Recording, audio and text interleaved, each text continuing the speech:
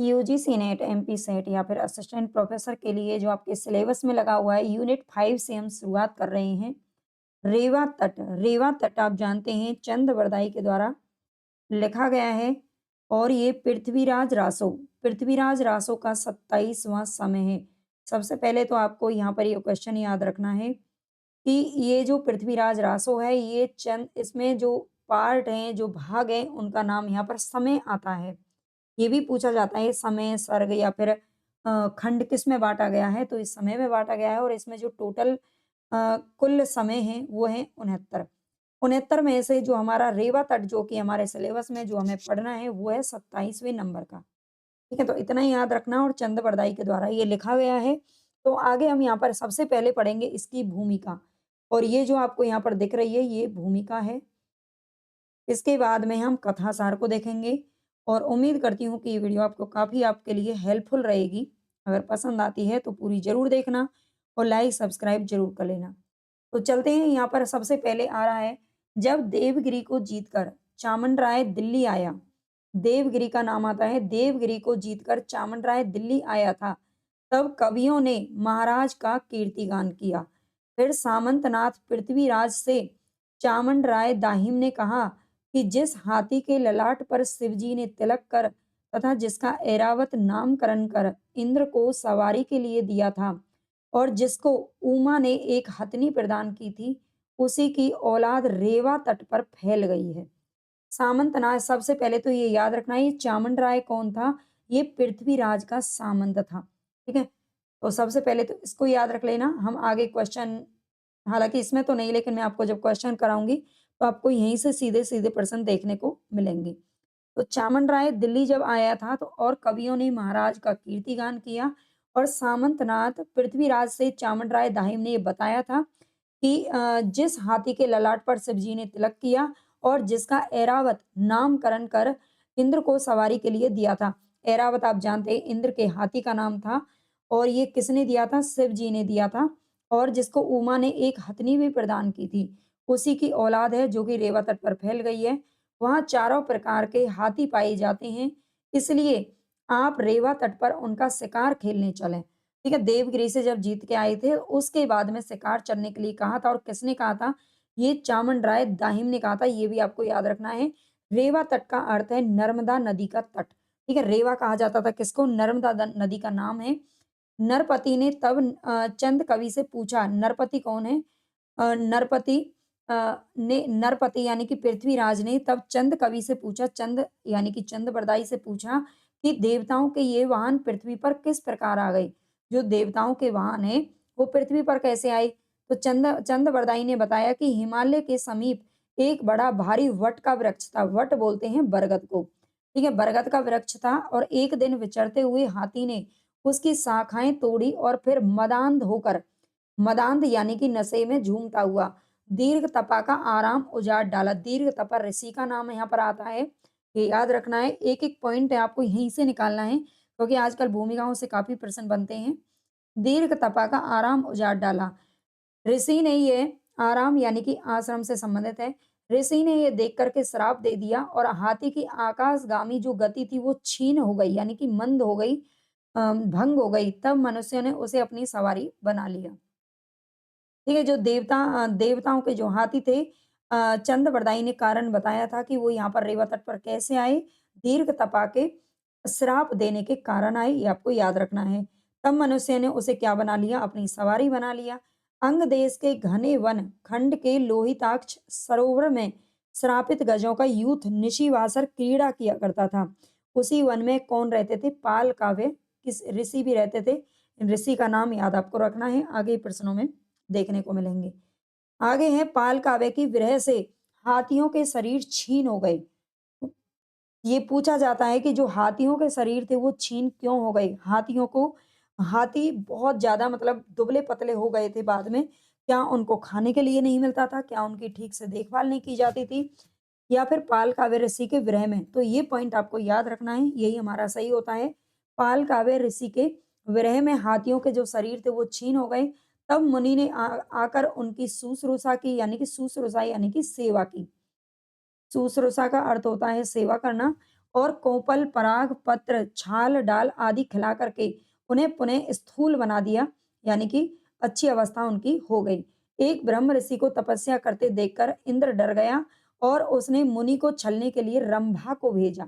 रंभा आप जानते हैं, रंभा एक अप्सरा है और उसको भेजा था। तपस्वी ने रंभा को हथिनी होने का श्राप दे दिया। ठीक है, ये थोड़ा-सा यहाँ पर ध्यान देना पॉइंट को। ब्रह्म ऋषि को तपस्या करते देखकर इंद्र पहले जो ऋषि मुनि थे उनकी तपस्या से क्यों डर जाते थे देवताओं? क्योंकि वो अगर जो भी वरदान माँग लेते थे फिर देवताओं को पूरा करना पड़ता था। तो इसीलिए इंद्र डर गया और मुनि को छलने के लिए भेज दिया किसको? रंभा को। तपस्वी ने रंभा को हथिनी होने का श्राप दे दिया। सोते समय एक यति का वीर्यपात हो गया और कर्म बंधन के अनुसार वह हथिनी वहां आकर उस वीर्य को खा गई, जिससे पाल काव्य मुनि पैदा हुए। तो ये भी क्वेश्चन पूछा जाता है, पाल काव्य मुनि को ऋषि जो हाथी थे उनसे इतना लगाव क्यों था? क्यों था? क्योंकि वो भी एक हथिनी के ही औलाद थे, इसलिए उनका इतना लगाव था हाथियों से। ये निरपपित, इसीलिए मुनि को हाथियों से अत्यंत प्रीति थी। यहाँ पर ये क्वेश्चन पूछा देखा दिया जा रहा है, इसको ध्यान रखना है। आगे है, तब चामन राय ने कहा कि हे राजन, रेवा तट पर बड़े दांतों वाले हाथियों के झुंड तो हैं, यानी कि बड़े-बड़े हाथियों के झुंड तो वहाँ पर हैं ही।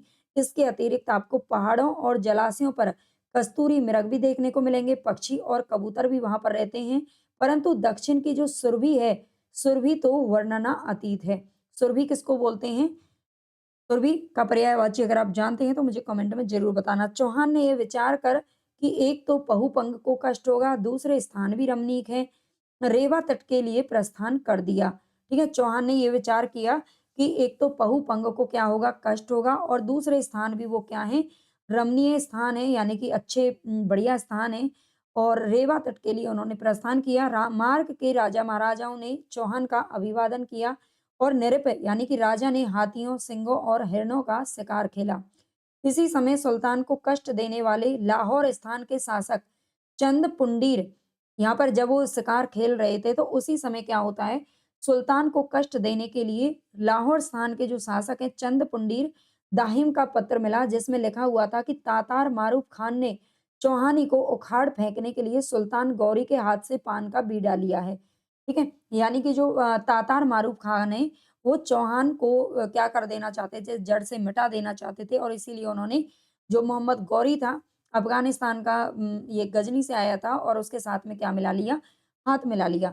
गौरी ने चुपचाप एक बड़ी सेना तैयार कर ली है और मुहस्सब छूकर धावा बोल दिया गया है। ठीक है, ये उनको पत्र मिल चुका था जब वो शिकार खेल रहे थे कि गौरी ने चुपचाप से एक बड़ी सेना भी यहाँ पर तैयार कर दी है और वो लड़ने के लिए तैयार हैं। चंद वीर पुंडीर के पत्र को प्रमाण मानकर चौहान 6-6 कोस पर मुकाम करता हुआ लाहौर की ओर चला। इधर दूतों ने ये सारा समाचार कन्नौज जाकर कम धज्ज से कह सुनाया। कन्नौज पहुंच गया था इतनी देर में ये समाचार।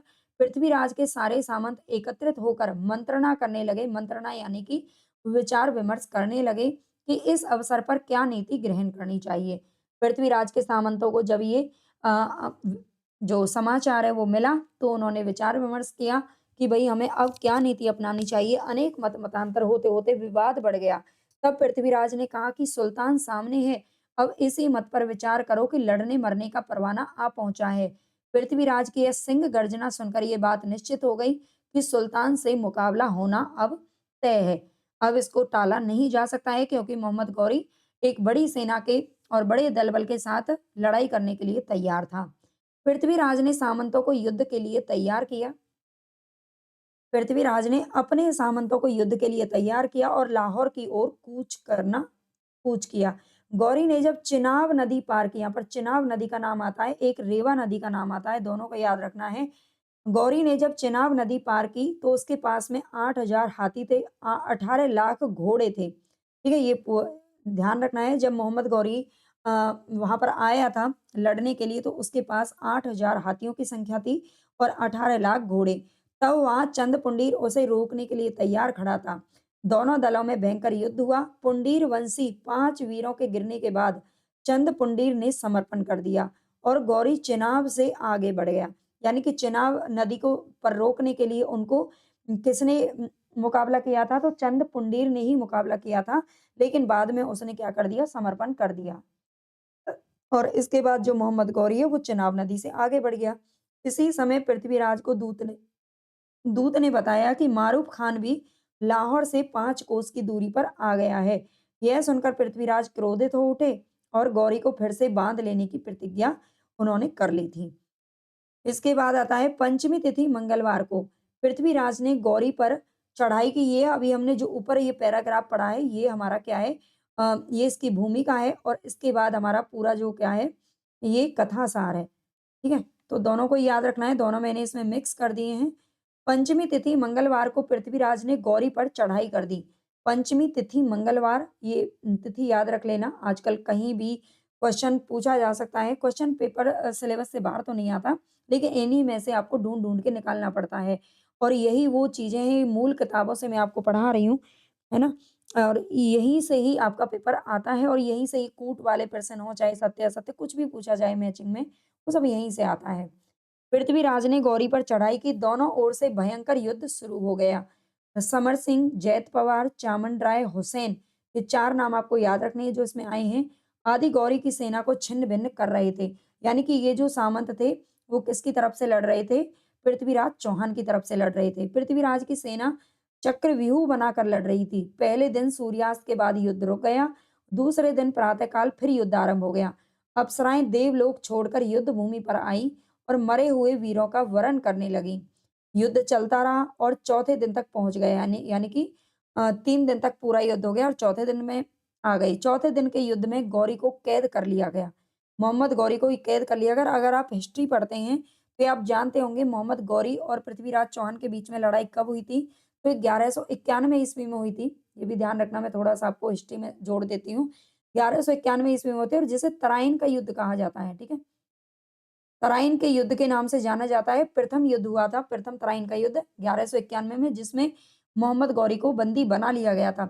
लेकिन बाद में उसे छोड़ दिया गया था और 1192 में 1 साल बाद ही जो मोहम्मद गौरी है, वो पूरे जोर-शोर के साथ उसने दोबारा से क्या किया, युद्ध कर दिया, पृथ्वीराज चौहान पर आक्रमण कर दिया और इस बार उसने पृथ्वीराज चौहान को क्या बना लिया, बंदी बना लिया गया, लेकिन उसने छोड़ा नहीं था। उसने छोड़ा नहीं था, बाद में उसके प्राण दे कर के ही उसे चुकाना पड़ा था। तो चौथे दिन के बाद में गौरी को कैद कर लिया जाता है। 1 माह और 3 दिन, ये समय आपको याद रखना है।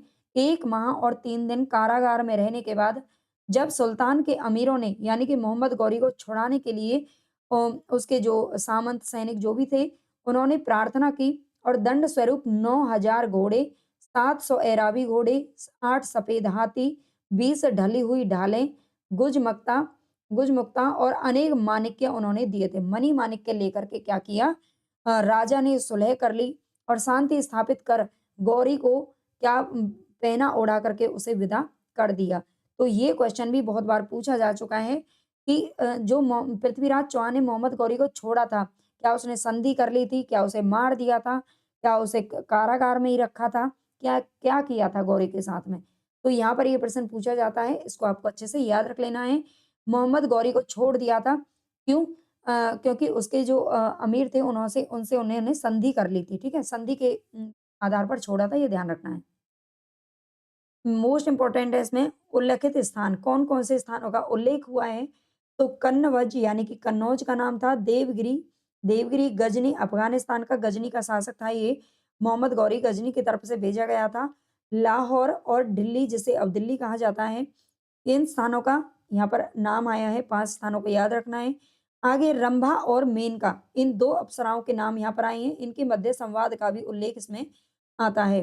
प्रयुक्त छंदों की अगर बात करें, तो दूहा, छंद कंठ शोभा, कवित्त भुजंगी, अरिल, छंद दंडमाली, गाथा, छंद मोतीराम, साटक, छंद रसवाला और कुंडलिया, इन छंदों का नाम यहाँ पर आता है। आगे है पृथ्वीराज रासो के वे सारे छंद जिन्हें चंद बरदाई ने कवित्त संज्ञा दी है, वे छंद ग्रंथों में दिए हुए कवित्त के लक्षणों से नहीं मिलते, क्योंकि वे कवित्त हैं ही नहीं, वे छप्पे हैं। 17वीं शताब्दी से पहले छप्पे कवित्त नाम से ही प्रसिद्ध था, ये ध्यान रखना। आगे रेवा तट के महत्वपूर्ण छंदों को हम देखेंगे, 1 से 5 छंद इसके हमारे सिलेबस में हैं और ये पूछे जाते हैं। तो ये कुछ पंक्तियाँ हैं, हालाँकि हमने इसका सार देख लिया है, तो आसानी से आपको समझ में आ जाएँगे। सबसे पहला है दूहा, इसमें दूहा छंद है, ध्यान देना। देवगिरी जीते सुबट आयो चामंडराई, ठीक है? यानी कि देवगिरी को जीतने के बाद में जो चामंडराई है वो किसके पास में आता है? पृथ्वीराज के पास में आता है। अभी हमने पढ़ा है, जय जय नृप कीर्ति सकल कही कविजन गाई, यानी कि जो कविजन थे उन्होंने क्या किया? महाराज की जय जयकार की। मिलट राज पृथ्वीराज सो कही राव चामंड, और मिलट राज यानी कि पृथ्वीराज से मिलने के बाद जो चामंड राय है उसने ये बात बताई थी, रेवा तट जो मन करो तो वन अपुव गज झुंड, यानी कि रेवा तट पर हमें क्या करना चाहिए? रेवा तट की तरफ चलिए, वहां पर जो हाथियों का झुंड है वो घूम रहा है, ठीक है? तो हाथियों का झुंड है, इसके लिए बताया गया है इसमें, और इसमें दूहा छंद है, ये याद रखना। आगे है कवित्त छंद, इसमें बिंदु ललाट प्रसेद करथऊ शंकर गजराजम, औरापति धरिदा नाम दियो चढ़नई सुरराजम, दानव दल तेहि गजी रंजी उमिया और अंदर, हुई कृपाल हस्तिनी संग बगसी रचि सुंदर, औलादि तासु तन आय के रेवा तट बन बिथरिय, सामंतनाथ सौ मिलत इप दाहिम कत उच्चरिय। ये जो उमा वगैरह जो वहां पर आती हैं, जो हमने अभी सार ऊपर पढ़ा है उन लाइनों को, उनको आप अच्छे से देख सकते हो, और इसका हिंदी भी आपको समझ में आ जाएगी। और अगर ये पंक्तियां आपकी पूछी गई ना पेपर में, तो जाहिर सी बात है, अगर आपने एक बार भी पढ़ लिया तो आप नहीं भूल पाएंगे, अगर आपने हिंदी भी अच्छे से पढ़ ली, है ना? तो जरूरी नहीं है कि आप इनको बहुत डीपली पढ़ें, आपको बस पंक्तियां याद होनी चाहिए। इसमें कवित्त छंद है, ये याद रखना। आगे है अरिल चारी प्रकार पितसी बनवारन। मुझे देखो ये जो वीडियो है ना बहुत ज्यादा लंबी नहीं खींचनी है, अदरवाइज मैं इसका दोबारा से यहाँ पर हिंदी अर्थ लिखती तो वो चीज वही थी, है ना? लिखती या फिर मैं आपको बताऊं तो बहुत टाइम लगेगा, इसलिए हमें बहुत ज्यादा क्लासेस लंबी भी नहीं करनी है और आपको समझ में भी आ जाना चाहिए। चारि प्रकार पितसी बनवारन भद्र मंद मंद नग जाति साधारण, पुच्छी चंद कवि को नरपतिय सुर वाहन किम आए आई घरती है। ठीक है? तो ये कह रहा है कि वहाँ पर आपको जो हाथियों के झुंड वगैरह हैं, वो वहाँ पर आ गए हैं। तो जो चंद कवि को पूछता है कौन? नरपति, यानी कि जो पृथ्वीराज चौहान है, नरपति यानी कि राजा। ठीक है? राजा का पर्यायवाची होता है नरपति। और सुरवाहन वो कहते हैं कि जो देवताओं के वाहन है वो यहाँ पर क्या कर रहे हैं? कैसे आए पृथ्वी पर? आगे गाथा छंद है। गाथा में कोपर पराग पत्रम छालम डालम फलम फूलम कंदम पल्ली कल्ली दे जरियम कुंजरम फली करीथूलियम तनम। ठीक है? इसमें गाथा छंद है, इसको याद रखना। आगे है साटक। साटक वो कहते हैं कि ये रमणीय स्थान है और इसमें बहुत सारे कोपर पराग,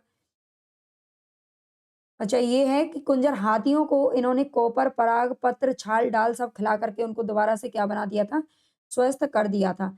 आगे आता है साटक छंद। साटक छंद में स्रोतम भूपेय गौरियम बर भरम बजाई सज्जाई ने सा सेना चतुरंगम बधी उललम तत्तारे मारुफयम तुज्जी सार स उपरा बस रसी पल्लानयम सानयम एकम जीव सहाव साहिनानयम बियम स्वयं सेनयम। ये पंक्तियां आप याद रख लेना बस। कुंडलियां जो छंद है उसमें बर मुसाफ मुसाफ तार साम मरणम कित तन भांज में भंजे लाहौर घर लेहू सुनु सुबिहान लेहू सुनिसु बिहान सुने ढिल्ली सुल्तान लुत्थी पार पुंडीरम भीर परिय चौहानम दुचित चित्त जन करहु राज आकेट उतापम गजनेस आयस चले सब छुयम मुसाफम। ठीक है? तो ये पंक्तियां आपको 4-5 इसमें जो दे रखी हैं इनको अच्छे से याद रख लेना, इनसे प्रश्न पूछा जाता है।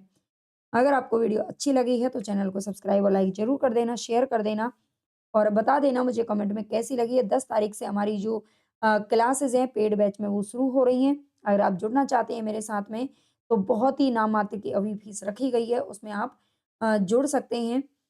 तो ये भी मैं आपको एक बार दिखा देती हूँ। बहुत नाम मात्र की फीस है और उसमें आपको पेपर फर्स्ट और सेकंड दोनों का कॉम्बो बैच यहाँ पर आपको मिल रहा है। अगर आप जुड़ना चाहें तो ये 20 जनवरी तक आपके पास ऑफर है। 20 जनवरी तक, अभी हमारा आज यहाँ जो टाइम है देख लीजिए, ठीक है? 8 तारीख हो चुकी है, 20 जनवरी तक ऑफर है। इसमें सभी यूनिट की थ्योरी क्लासेस आपको करवाई जाएगी। 7 इयर्स के पीवाईक्यू आपको करवा दिए जाएंगे, रिकॉर्डेड क्लास, और ये सारी जो विशेषताएं हैं वो इस बैच की हैं। अगर आप जुड़ना चाहें तो नीचे कमेंट कर देना, आपको लिंक भी मिल जाएगी एप्लीकेशन की, आप जाकर के ऐप से परचेज कर सकते हैं।